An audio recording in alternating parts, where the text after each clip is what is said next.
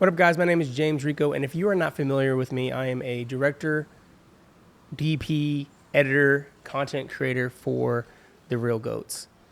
Real Goats is a video production company that has worked in music video industry for the last 5 years professionally. I've been personally doing music videos since 2011, 12, and been editing since I was in high school back in 2003. So if you don't know who I am, that's a little backstory. And today I'm starting a new book. I just finished Rick Rubin's The Creative Act, A Way of Being. That was an amazing experience that I started about a month ago. And through that process had found a very fun affection for creating my thoughts and feedback on such a wonderful book and understanding what that felt like for me as a creator and how that related to my journey. And while I was doing that, I had a friend, Eric Fisher, who had recommended that book, recommended another one called Atomic Habits. So I didn't want to start it right away. I wanted to take one book at a time. So I was really excited to get done with Rick's book and then get into this one. And this is called Atomic Habits. This is the cover of it right here, Atomic Habits. Okay, and I took it off the hard book just because when I'm holding the book, it always just feels strange to me to hold the cover there because it's always making noise and rustling. But this is what it looks like. It's Atomic Habits. Atomic Habits, an easy and proven way to build good habits and break bad ones by James Clear. So before I get into that, and I want to get you caught up on kind of what I'm doing with these, and I guess what I see in the future for, create these pieces that I'm making. For you guys that watched as many as you could, the last reviews on the chapters, you kind of already understand what I do. I'm reading a chapter, and then I'm giving you the highlights that I think resonate for me, and then I connect it to my own personal journey, my own personal life, and see how I can apply it to my own life. And along this book journey, I will let you know how I'm using it, and I'll let you know how it's changed my life. I've shared so many great insights to how Rick Rubin's book helped me. I shared so many insights to how Rick Rubin's book helped me within each chapter and how I was applying it to my personal life, within Real Goats, and in my creative journey. This book is more about habit forming, which is something that maybe a couple years ago I was feeling the need to be more disciplined. And I wrote it down as my goal for that year to be more disciplined, and it was like the word of the year for me. And I shared that with the Real Goats as well. My brother, Spicy Rico, who's the producer, and Shaq Gonzo, who is a creative producer, creative director, producer for the Real Goats. He's also a founder of Wavepool, which is an audio video production company, or audio music production company. And so, we've been on this journey of trying to continue to grow our own companies, trying to figure out how to take it year by year and improve ourselves with not only Real Goats, like what we're doing, what we see the vision for, like the projects we take on, but also our own personal paths, things that we want to do in our personal lives and how we're maintaining our personal lives. So when I brought that word up of discipline, I realized internally, our group, I wanted that for us. I wanted more discipline for us so that we could achieve the next level of our path. And it's that thought of you got to change something about what you're doing right now to get what you're searching for. We call them goals, right? Or whatever goals we're having. If we're doing whatever we're doing right now and we haven't achieved that goal then we need to eliminate as many like bad habits, or we need to get rid of things that we're doing that feel like we could be better, and then just improve ourselves, right? We just want to improve ourselves. But within that, within that thought process of trying to improve yourself, I've never had the mentorship personally from people that know how to form new habits. You hear it from people just trying to tell you how to do it. It's like, hey, you need to, eat this way if you want to. You got to eat this way if you want to lose this weight. You got to work out this many times if you want to look this way, and you got to do it for a certain amount of time. And it's kind of like a clear cut, like this is what you need to do to get that.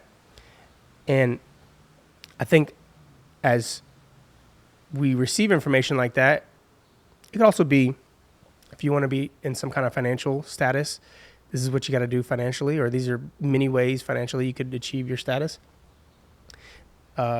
Maybe you're wanting to write a book, or maybe you're wanting to write a movie, or you want to break into the music video industry, right? Or you want to break into the film industry, or you want to be a teacher, or you want to be a dad, you want to be a mom, you want to be better this or better that. And we Google how to do those things, like how to be a better, X. And there's so much content out there of people giving their feedback on like how to improve yourself. This day and age is like, it's everywhere. So it's not that hard to kind of start picking up an idea of what to do. For me, it's always what I've realized along trying to be more disciplined. It's the things that we don't really realize, which is like the frustration of trying to achieve it, that make us stop trying to achieve it. And these are thoughts that I had probably not realizing that I was having them before I read this first chapter of today's book. And so I'm saying, after reading this first chapter, which is titled, let's see here. After reading this first chapter, which is titled The Surprising Power of Atomic Habits. And I did a whole bunch of highlighting. This book's different than Rick's in that it's more traditional, maybe 20 plus pages or so each chapter. Roughly somewhere in there, whereas Rick's book was like 3 to 4 pages each time. So you could read 15 pages and had read like 5 chapters. So this one is a little bit different, and I'll kind of start my thought on this book with who this guy James Clear was. And he starts the book by telling us a story about when he was in high school, and it was 2002, and a player was up at the bat. The bat got thrown out of the batter's hands and hit James in the face, right? And it knocked him out. So he gets banged in the face with a bat, right? And he becomes unconscious. He ends up having 3 seizures while he is going to the hospital. He explains his experience in such a vivid way, and it was extremely scary for their family. He had to be flown. He's living in Ohio, and he had to be flown to Cincinnati Hospital to get taken care of. And they had put him in a coma because of the amount of damage that was happening to his brain and the seizures. Fast forward, he has to go to rehab, and he was talking about how his whole life, all he wanted to do was play baseball. He was very much passionate about the sport of baseball, so he was determined to recover and get back on the field. He was a sophomore when this happened. And so he had such a painful experience that he pushed himself. He said after 8 months, he finally was able to drive his car again. And fast forward, he pushed himself so hard that in the next season, he was able to play baseball again.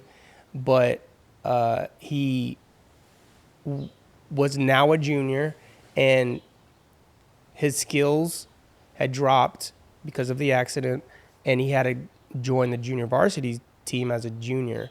So he went down to sophomores and started playing with them.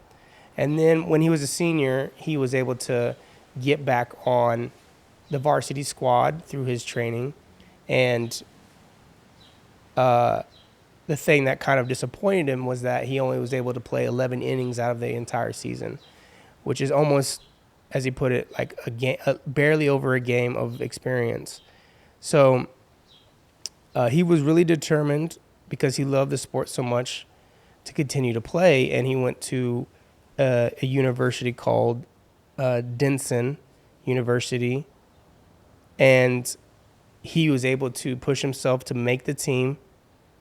And then as he formed new habits, he started to gain a lot of weight, bulk up, and 6 years after he had this accident, he was able to become a top male athlete at Denson University, and he was named to ESPN's Academic All-American team, which is an honor of only 30 players receive across the country.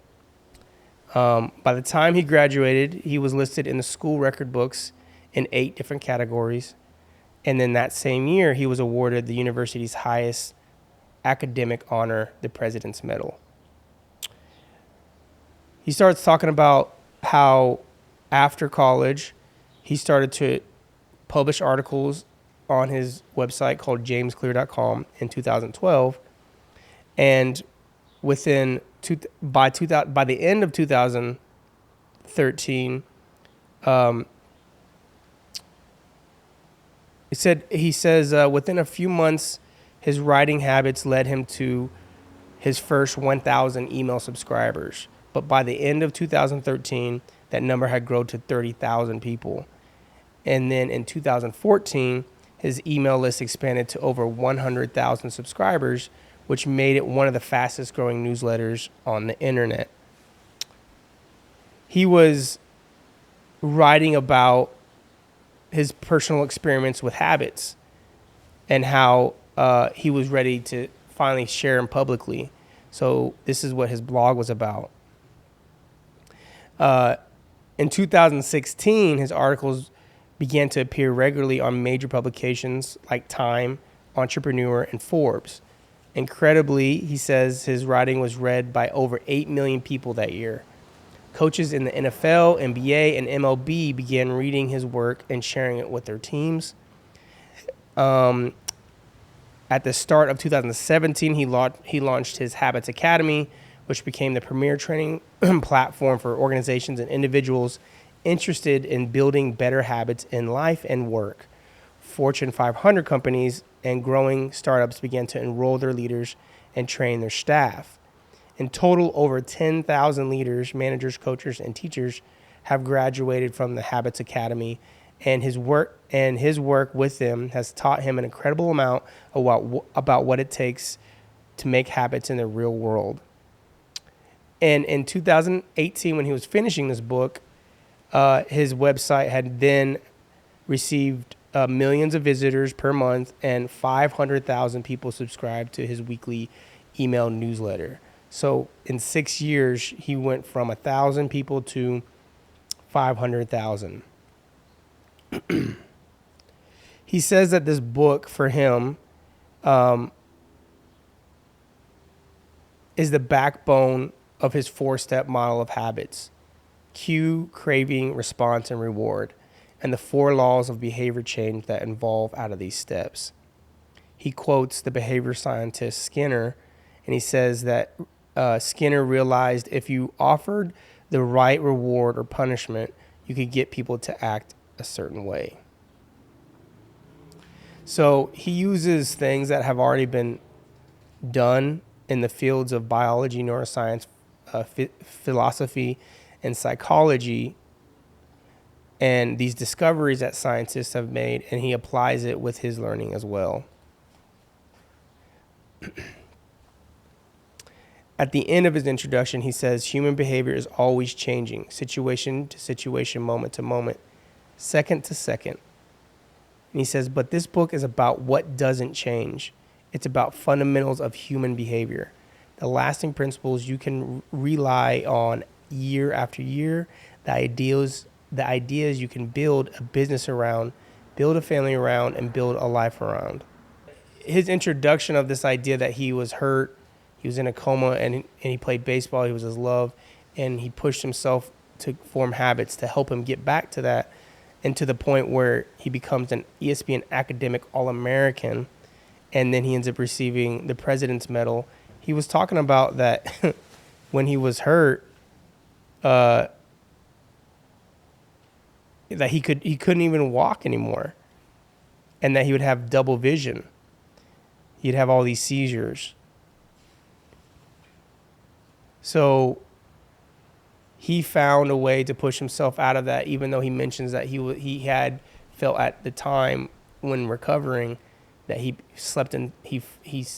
would slip into depressive and overwhelming states, but found ways out of them. So that's a preference of James Clear, of who he is.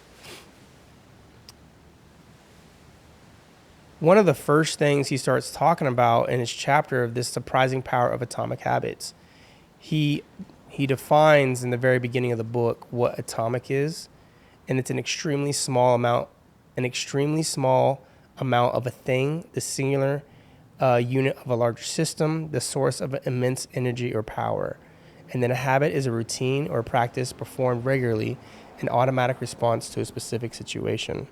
He opens this chapter by talking about the fate of the British cycling in 2003. And it talked about Great Britain had hired a new coach named Dave Brailsford, and they wanted him to be the new performance director. And they said that Great Britain, over the 110 years, had never won. No British cyclist had ever won the event of the Tour de France. So they were trying to change the team. And this Brailsford guy that came in, James says what made him different from previous coaches was his relentless commitment to a strategy that he referred to as the aggregation of marginal gains. It was the philosophy of searching for tiny margin of improvement in everything you do. The whole principle came from the idea that if you broke down everything you could think of that goes into riding a bike and then improve it by 1%, you will get a significant increase when you put them all together. He gives some examples about how they were just slowly improving things like the bike seat, making it more comfortable, the clothes that the riders would wear. They said that they would try different types of massage gels to see which one led to the fastest recovery. They hired a surgeon to teach each rider the best way to wash their hands to reduce chances of catching a cold. They determined the type of pillow and mattress that led to the best night's sleep for each rider. They even painted the inside of the team truck white, which helped them spot little bits of dust that would normally slip by unnoticed, but could degrade the performance of the finely tuned bikes. So he's saying as these and hundreds of other small improvements accumulated, the results came faster than anyone could imagine. And he said by 5 years after he took over, at the 2008 Olympic Games in Beijing, they won an astounding 60% of gold medals available. 4 years later, they raised the bar as they set 9 Olympic records and 7 world records. That same year, Bradley Wiggins became the first British cyclist to win the Tour de France. The next year, his teammate Chris Froome won the race. He went on again to win 2015, 16, 17, and giving the British team 5 Tour de France victories in 6 years. During the 10-year span from 2007 and 2017, British cyclists won 178 world championships and 66 Olympic or Paralympic gold medals and captured 5 Tour de France victories in what is widely regarded as the most successful run in cycling history. How does the team of previously ordinary athletes transform into world champions with tiny changes that at first glance would seem to make a modest difference at best? Why would small improvements accumulate into such remarkable results, and how can you replicate this in your own life? The difference a tiny improvement can make over time is astounding. If you get 1% better each day for 1 year, you will end up 37 times better than by the time you're done. Conversely, if you get 1% worse each day for a year, you decline nearly down to 0. What starts as a small win or a minor setback accumulates into something much more. Habits are the compound interest of self-improvement. The effects your habits multiply as you repeat them. Now I'm just going to start. I'll take a pause. I'm reading some highlighted things, so I'm going to jump around a little bit and get through this for you. It is only when you're looking back 2, 5, or perhaps 10 years later that the value of good habits and the cost of bad ones becomes strikingly apparent. We make a few changes, but the results never seem to come quickly, so we slide back into previous routines. So I'll step back a little bit right there, and he starts to talk about the previous statement saying, and when you look back 2 to 5 years, 2, 5, or perhaps 10 years later, the value of good habits and the cost of bad ones becomes strikingly apparent. So he starts saying, like, when you start doing little things and it's not really working out, like if you save a little money now, you're still not a millionaire, or if you go to the gym 3 days a row and you're still out of shape, or if you're learning a new language and you still haven't learned the language, the few changes that we're making may not result quickly, and it could deter us, so then we slide back into like bad habits again. Unfortunately, he says, the slow pace of transformation also makes it easy to let a bad habit slide in. If you eat an unhealthy meal today, the scale doesn't move much. If you work late tonight and ignore your family, they'll forgive you. If you procrastinate and you put your project off until tomorrow, there will usually be time to finish it later. A single decision is easy to dismiss, but when we repeat 1% errors day by day by replicating poor decisions, duplicating tiny mistakes, and rationalizing little excuses, our small choices compound to toxic results. It's accumulation of many missteps, a 1% decline here and there that eventually leads to a problem. That got me thinking so much about what I just said about how I take off. I've been trying to figure out. I've always wished I could figure out how to create a life where I can run my business, I can write, I can do my working out, I can eat healthy, I could spend plenty of time with my family, I can, dedicate energy to them. It's like all these things that I want all at once, but I have never found a way to make it my daily routine, right? When you look at someone, let's say example, because I follow him, Gary Vee, he talks about how he has like these very, very strict timeline of his day and how he uses his hours and that he sticks to it. Well, we'll see. I don't know him personally, and I don't know whether or not he does stick to it. But I'm assuming he does because I assume. But he talks about that stuff in terms of like sacrificing something to get what you want. So if I want all those things, I gotta sacrifice other things that I'm doing to be able to gain that, and I need to be very strict with my time when it comes to stuff like that. And when it's like goes back to the idea you're trying to achieve greatness, it requires a lot of discipline to be great. I think we could be really good at something and feel very great at what we do, but if we have this vision that is massive, we got to change ourselves. He says your net worth is a lagging measure of your financial habits. Your weight is a lagging measure of your eating habits. Your knowledge is a lagging measure of your learning habits. Your clutter is a lagging measure of your cleaning habits. You get what you repeat. If you want to predict where you end up in life, all you have to do is follow the curve of tiny gains or tiny losses and see how your daily choices will compound 10 or 20 years down the line. Are you spending less than you earn each month? Are you making it to the gym each week? Are you reading books and learning something new each day? Tiny battles like these are the ones that will define your future self. Time magnifies the margin between success and failure. It will multiply whatever you feed it. Good habits make time your ally. Bad habits make time your enemy. Good habits are a double-edged sword. Bad habits can cut you down just as easily as good habits can build you up.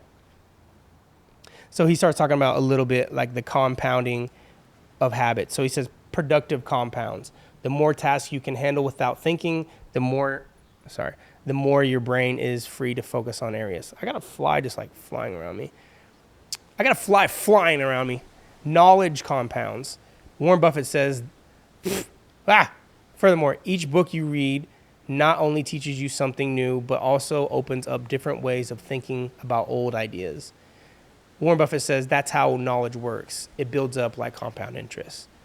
Relationships compound. Being a little nicer in each interaction can result in a network of broad and strong connections over time. People you reflect your behavior back to you. The more you help others, the more others want to help you. It says stress compounds. This is a negative compounding, stress compounding. The frustration of a traffic jam, the weight of parenting responsibilities, the worry of making ends meet, the strain of slightly high blood pressure.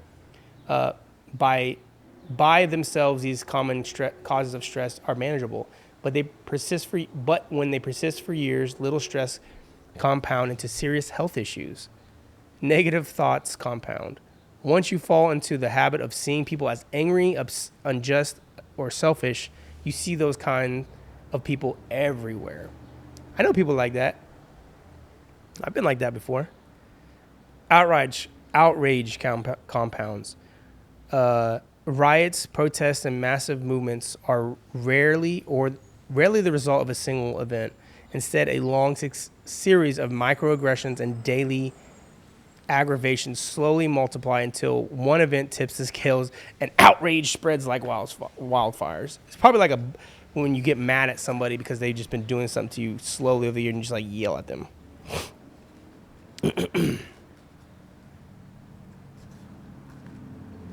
Okay, I'm going to try to push this forward a little bit for you guys. So what progress really looks like. He starts to talk about it in terms of like a melting ice cube, something that doesn't melt if it's at 26 degrees, but as you increase it 1 degree at a time, it eventually will start melting. And so he says if you start at 26 and then the moment you get to 32, 1 degree at a time, it starts to melt. So he starts to talk about that a little bit, about how you achieve your goals. He says, you think, I've been running every day for a month, so why can't I see any change in my body? Once this kind of thinking takes over, it's easy to let good habits fall by the wayside. But in order to make a meaningful difference, habits need to persist long enough to break through this plateau, what I call the plateau of latent potential. The plateau of latent potential. If you find yourself struggling to build a good habit or break a bad one, it's not because you have lost your ability to improve.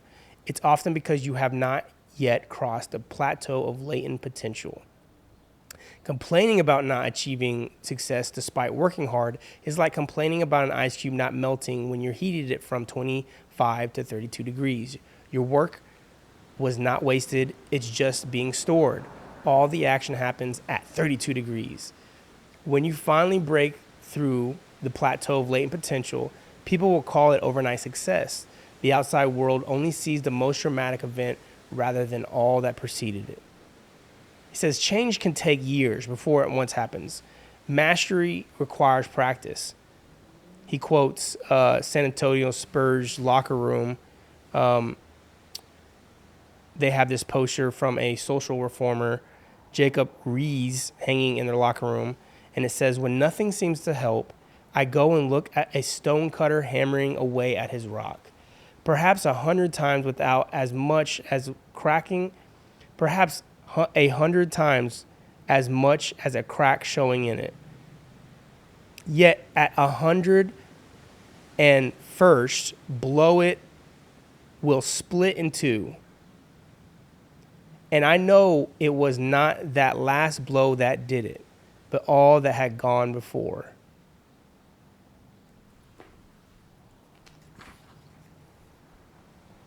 He says, what determines whether we stick with a habit long enough to survive the plateau, he says, but what determines whether we stick with a habit long enough to survive this plateau of latent potential and break through the other side? So this is the thing that, like, man, this is what he says. Forget about goals, focus on system instead. And I will go into what he means by that. And when I read that, I was like, oh my God, when I used to talk in my early stages of like following my journey, I would always say, you got to dream, like continue to dream big, just like dream, talk about dreaming. Like it's okay to dream. You need to dream big. You need to believe in your dreams, believe in your dreams. And then all of a sudden someone came along and said, hey, I don't know who it was. I just remember hearing, don't talk about dreams because dreams can be done when you're sleeping. Talk about goals because goals require action. And I was like, okay, they're right. Yeah, I need to set goals. You should have big goals. Believe in your goals. And talk about big goals. And then now this guy comes along and James Clear and he says, forget about the goals. Focus on a system instead. So I was like, okay, let's see what he's talking about. And he goes and says, goals are about the results you want to achieve. Systems are about the process that lead to those results, which I've heard many times. And this is stuff that has happened to me in the past where I set all these goals, but I don't have a route to get to there, right? And I don't have a route and how to execute it and do it. That happened to me like maybe 3-4 years ago with Real Goats. I was like, I had these crazy goals. Then I had month by month of how I thought where we should be with those goals. And then at the end of the year, we achieved maybe like 2 or 3 of them. And I was like, man, we had like 20 something goals. We only got like 2. And we got a bunch of other ones that I didn't write down, but I didn't get the ones that I wanted. And I was kind of like, dang. And I brought that up in our end of the year meeting. And so then I was like, maybe I'm making too many goals, right? Maybe I'm just like putting too much emphasis on like making too many goals. So how about we reduce it to 5 or 6 and like ones that we feel achievable? And then same thing happened by the end of the year. Same thing happened by the end of the year. It felt like maybe we achieved a couple of them and that was it. And I was just like, what are we doing wrong? Like, what are we doing wrong? And I was focusing so much on the fact that we didn't get it versus the ones that we did get, and why did we get them, you know? And it reminds me of this, which is this idea that for the ones that we did achieve, it's because we worked on them and there was some kind of system. There was a system even though we didn't know there was a system. We often don't, like we know how we want to make a video, we know what it takes to do it, but we never talk about it in that manner where this is our system. You know, we always say this, I reference them like, hey, you know how to do it. This is how you produce. You know how a director should be. You know how we should talk to clients. You know how we should receive and turn around treatments. I always say because we've been doing it for so long. But I've written it down. One year I wrote all these processes down that we did, and then I stopped working on it, right? And then I realized now like that's what he's talking about. And at that time when I was writing all those things down, that was advice from another business advisor, I should call him.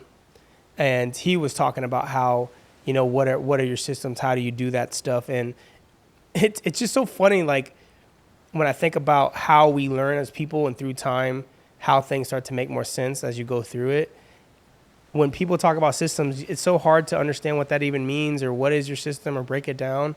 And then as you go through the years of failing and struggling, you start to see the things that don't work and the reasons why you succeed and why that worked because of how you did it, and systems start to make more sense. Okay, I know when I did this in this order, it gave me this result.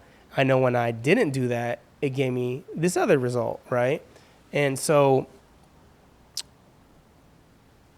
when I read this, I was like, okay, I get what he means about forget goals, make a system. He says, if you're a coach, your goal might be to win a championship. Your system is the way you recruit players, manage your assistant coaches, and conduct practice. If you're an entrepreneur, your goal might be to build $1 million business. Your system is how to test products, hire employees, and run marketing campaigns. He says, if you completely ignored your goals and focus only on your system, would you still succeed?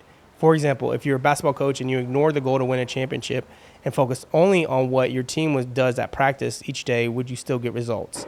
And he says, I think you would. He says the goal in any sport is to finish with the best score, but it would be ridiculous to spend the whole game staring at the scoreboard. The only way to actually win is to get better each day. In the words of 3-time Super Bowl winner Bill Walsh, the score takes care of itself. The same is true about other areas in life. If you want better results, then forget about setting goals. Focus on your system instead. Goals are good at setting a direction, but systems are best for making progress. A handful of problems arise when you spend too much time thinking about goals and not enough time designing your systems. And I know that has happened to not only myself, but within, what we do at Real Goats. Cause like we have these big goals that we want to do and we talk about them a lot and we mention them a lot, but then I don't see out of myself or others, I don't see the execution of it. And then I don't see necessarily, us believing and not understanding what it's like to continue that small percentage. You're combining both of that. The system, okay, this is a system that we believe will get us there. Don't worry about the results. We're going to day by day do this system. And through time, years, it's going to work. And then we're going to break through our plateau of potential, right? And that is stuff that is so amazing already about this book that I can relate to it because I've seen times where we continue a system and we're successful. And then I've seen times where we try to do something, we want to do something, and then we give up within maybe a month or two before we even see anything happening because we get frustrated about something or we don't think that's a good use of our time. Again, he says goals are good at setting a direction, but systems are best for making a progress. So yes, let's make a goal of achieving this much money or achieving this many videos or achieving this many clients or, buying this camera. But let's see what's the system that will get us to that, and let's move forward and understand you're going to have to create a system for each one of your goals. Otherwise, you're not going to achieve it. He says it was only when they implemented a system of continuous small improvements that they achieved an outcome. So he goes back and talks about, he ends this chapter about creating problem one. Sorry. He goes, I'll take a step back. He starts talking about problem 1, problem 2, problem 3, problem 4. Problem 1, winners and losers have the same goals. So everybody wants to be successful. It's more about when you implement a system of continuous small improvements that you achieve it. So the people that are winning are achieving it through systems. People that are not don't have a system in place. Achieving a goal is only a momentary change. That's the problem number 2. He says achieving a goal only changes your life for a moment. What we really need to change are the systems that cause those results.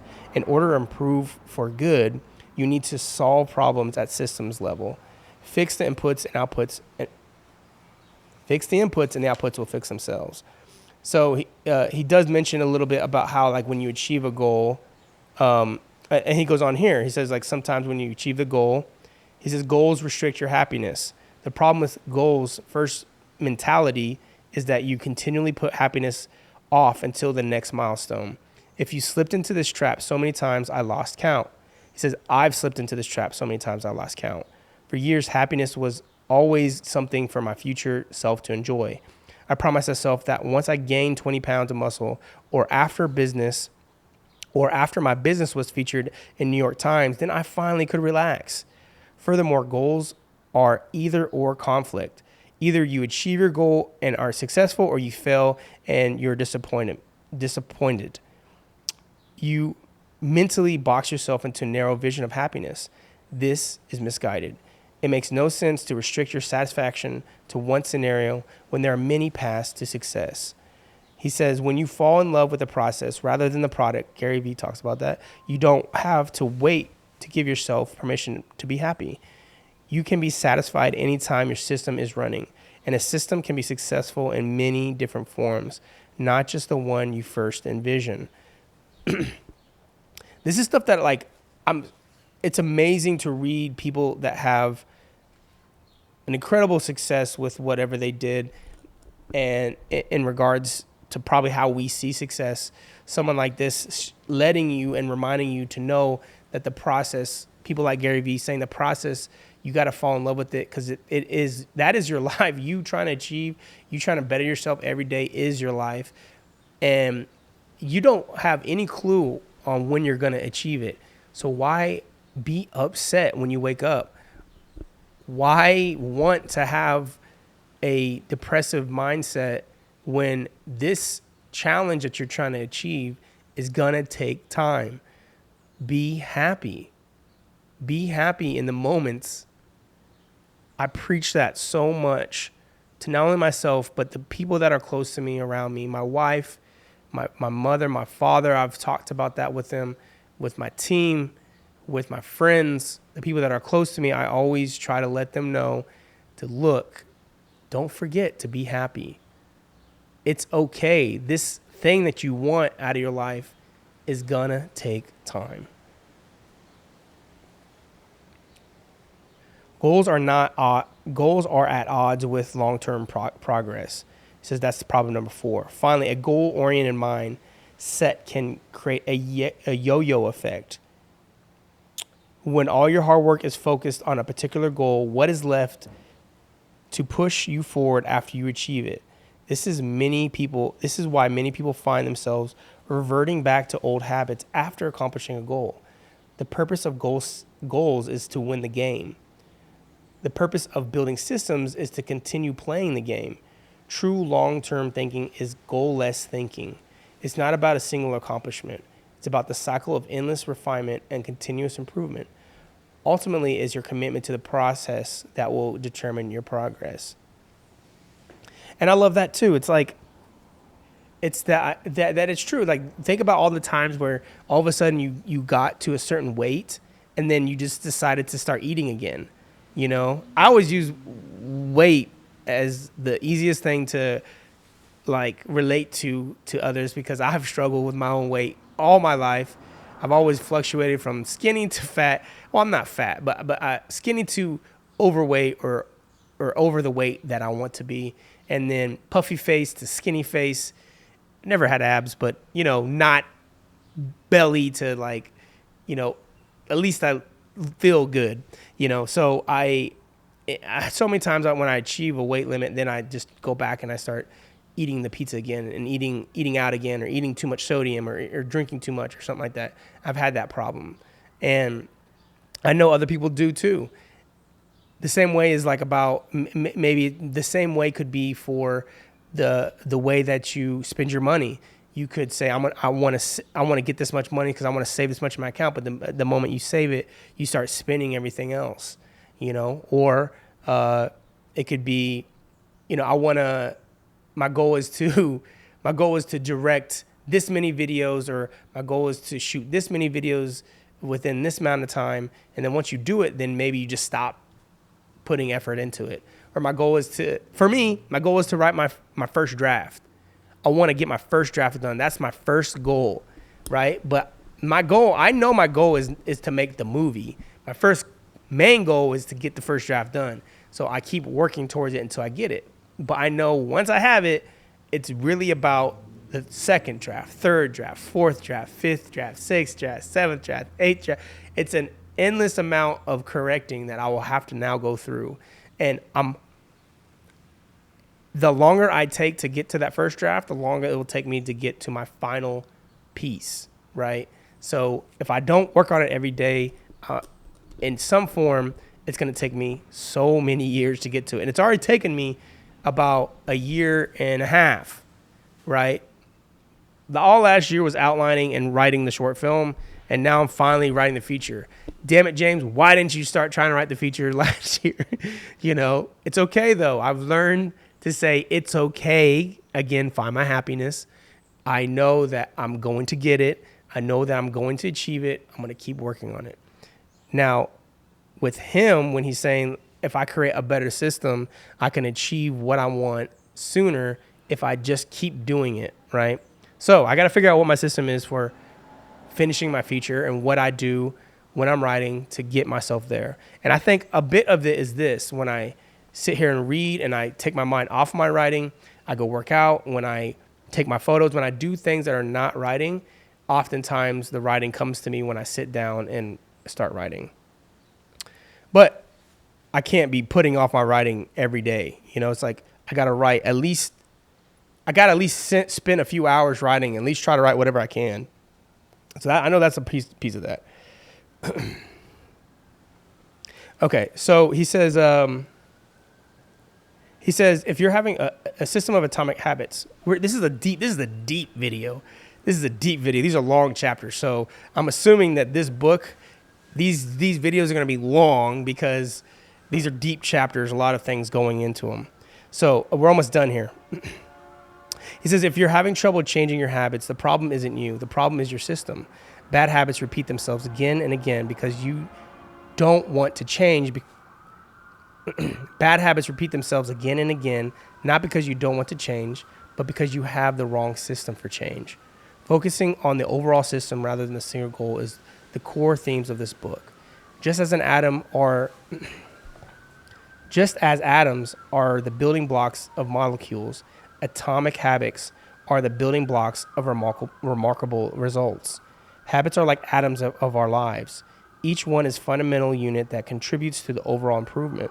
This is the meaning of the phrase atomic habits, a regular practice or routine that is not only small and easy to do, but is the source of incredible power, a component of the system of compound growth. And this is the chapter summary. So again, remember this. Habits are the compound interest of self-improvement. Number 2, habits are a double-edged sword. They can work for you or against you. Number 3, small changes often appear to make no difference until you cross a critical threshold. The most powerful outcomes of compounding process are delayed. You need to be patient. Number 4, an atomic habit is a little habit that is part of a larger system. Just as atoms are building blocks of molecules, atomic habits are the building blocks of remarkable results. Number 5, if you want better results, then forget about setting goals. Focus on your system instead. Number 6, you don't rise to the level of your goals, you fall to the level of your systems. So, until next time, that is chapter 1 of Atomic Habits. I would have to say there's gonna be some life-changing things happen by the end of this book. And this book isn't terribly long. It's like 280 pages or something like that. It's not terribly long. We're already on page 28 now. So I'm gonna take this as many times as I can, day by day. I hope to make a video for each chapter. I won't even hope. I will make a video for each chapter. Okay, how about that? Slap yourself, James. I'll make a video for each chapter. I hope that you sit and go get the book and read it on your own. I appreciate you listening to the conversation. Again, you could check me out at Rico Did It. You could also check out my video production company, Real Goats, and the other Real Goats that are on there. They're all tagged underneath there, so check them out. Spicy Rico, Shaq, Gonzo, Frobani Truth. There's all sorts of other ones that we've ever worked with through the years. And go check us out. Our website's therealgoats.com. I believe that we're going to learn some amazing things together. All right, until next time, thank you.